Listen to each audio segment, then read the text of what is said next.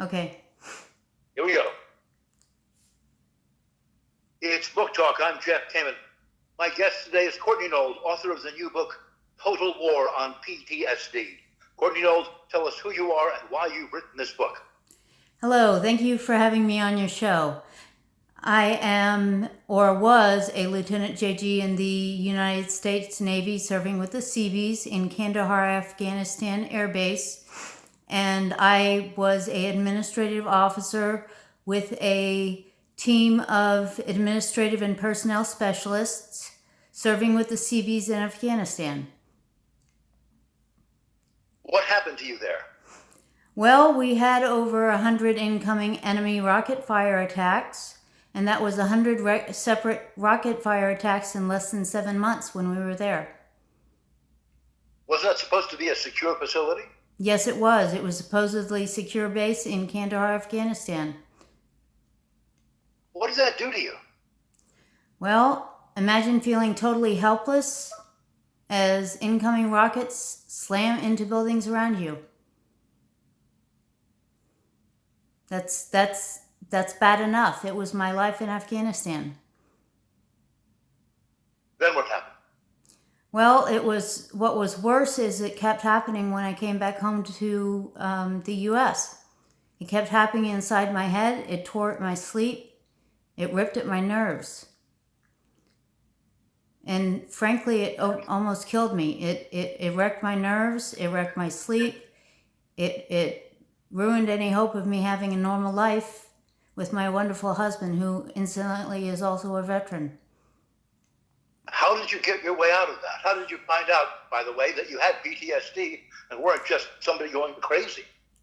Well, initially I had no idea that I had PTSD. I thought I was literally going crazy, and I had no idea that it was even happening. I didn't know. The only reason I found it out is because I started doing research myself.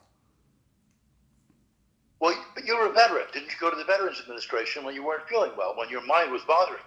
I went to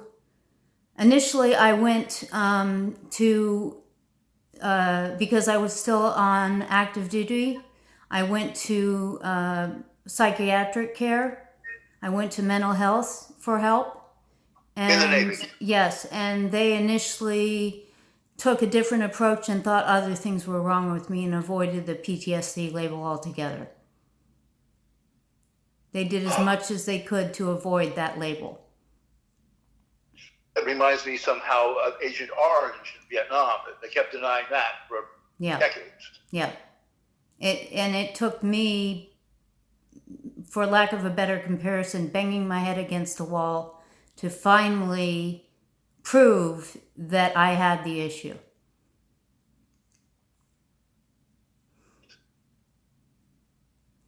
I mean, I'm speechless thinking of it, but it's an issue that I'm dealing with to this day, even though I'm doing astronomically better than I was. It's a lifetime issue. When did you finally get out of Afghanistan? I left Afghanistan in 2011, but mentally, I got out of Afghanistan probably about 2 months ago. Good God. Yeah. How did you find out enough so that you were able to guide your own escape from the horrors of the PTSD? And I apologize, I didn't catch what you asked. What was the question again? How did you finally decipher the path you'd have to take to escape this ongoing torment of the PTSD? Well, I think part of it was all the research that I had done and trying to put together the puzzle pieces, trying to get through all the bureaucratic bullshit, excuse my language, the absence of centralized knowledge about the available treatments, that I finally found my path and finally started to find my own way out. And one thing that finally dawned on me, that I was one of millions, And those millions were not just military, those were civilians as well. People forget about that civilians also can suffer from PTSD. Yes, yes. And it's doubtless that that's the case. And it's not just military, it's also the caregivers of military. It's the children of military. What about the Veterans Administration? You finally were no longer an active, you were officially a veteran. Yes. Administration. What happened there when you went for care there? Well, I mean, the Veterans Administration in some locations are great, in other locations not so great. The thing about the Veterans Administration is essential that you advocate for your own care, and in some situations it's not possible because of the potential lack of education of the people involved, the patients involved who may not know how to advocate for their own care. Plus, they're so damaged, some of them. Yes. Yes. And To fight their way through. Yeah, I mean they're fighting their own way through the bureaucracy of the VA. They're fighting their own way through the bureaucracy of dealing with the people that they have to deal with, working behind a desk, working behind a stethoscope, working behind whatever it is they have to work behind. Always a sense of separation, of distance from the patient and the caregiver. Yes, and that distance started when they got detached from their military. Is there a kind of a break period? You're no longer active duty, you get your official mustering out papers, and then you've got to go register yourself at the VA, is that right? Yes, but some people don't get that break period. Some people get out of the military and they go right to work, and they don't even, for one reason or another, go right to the VA to get benefits. There's no transition. So when you're done, you're done. There's nobody saying, you're there. So, some people don't even know that they have disabilities in their records. Some people don't think to prepare themselves for the possibility that they may have disabilities down the road. And if they go right to work, they aren't eligible for filing for disability because of their income. It sounds almost as though the system is full of potholes. So exactly. That if you're in need of help, there's no smooth, easy way to get it. No, there isn't. There isn't. And I think that's a problem. I think if you're driving along the road and you just left your military base and you've got disabilities, I think that the disabilities should be recognized. Even if you don't get compensation for them, they should be recognized in the system. And they're not. It almost sounds unimaginable that in the year 20, just a simple digital click that goes from this person is mustered out of the Navy and sent immediately into the VA system.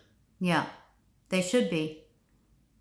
There's no hand holding involved, and there should be.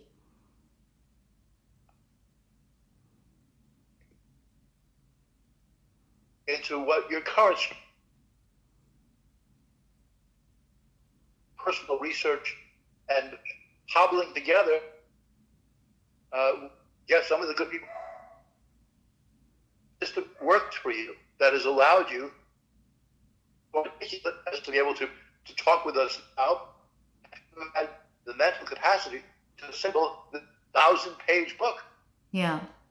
And it was difficult. I mean, it took me 3 years to do this, and it was immensely difficult for me to be able to do this, especially with my traumatic brain injury. Nowadays, sometimes it's difficult for me to work on the books that I am working on. I'm working on 2 books with fellow combat veterans for children, actually. And there are times that I can't concentrate on it, but I'm doing the best I can. Tell us about the range of information in your book, Total War on PTSD. The range of information goes anywhere from, there's such a wide range of information. There's anything from yoga to dog yoga to outdoor therapy to acupuncture to, you name it. There's such a wide range of therapies and options and information that people may not know to look for. There are options for veterans and non-veterans and caregivers and civilians that can help treat, can just help their PTSD, basically. For lack of a better word, can just help their PTSD. And it's between the pages of a book. It's amazing. And then the other part of the book is taken up by stories of veterans who have service dogs and how those service dogs have helped their PTSD. Now, did you do this? Say again, I'm sorry? How did you get involved? Did you go to experts interview them yourself, or did you have experts contribute to the book? I had experts contribute to the book. For the whole front part of the book, they are experts in their fields. There are doctors, there are lawyers, there are just basically people who are experts in what they do. How did you convince them to do this? I asked. I just told him what the book was about and why I was doing it, and I asked them, and they said yes. How does that feel to you? It feels wonderful. I asked a few people, and they turned it down because they wanted to get paid, or I turned them down because for the same reason. But I said, no one in this book is getting reimbursed. This is for veterans. Well, if the book is a big success, what are you going to do with the money? I intend to have some of the funds from the book to be contributed toward veterans and veterans organizations to help them out. Obviously, part of it is to help my own family out because of my own circumstances. Have you been able to work to earn a living? Yeah, I'm on disability. I'm a 100% disabled vet with traumatic brain injury and brain lesions, so I have to do something to help myself out too. Well, I think that this is a very inspiring story. I can't wait to read the book. Thank you for your time. Maybe we'll have a chance to interview you more about the book on another time. Great. Courtney Nold, author of Total War on PTSD. Great. Thank you. Here's what I want you to do, okay? I want you to play it back yourself. How long is it, please? 13:19.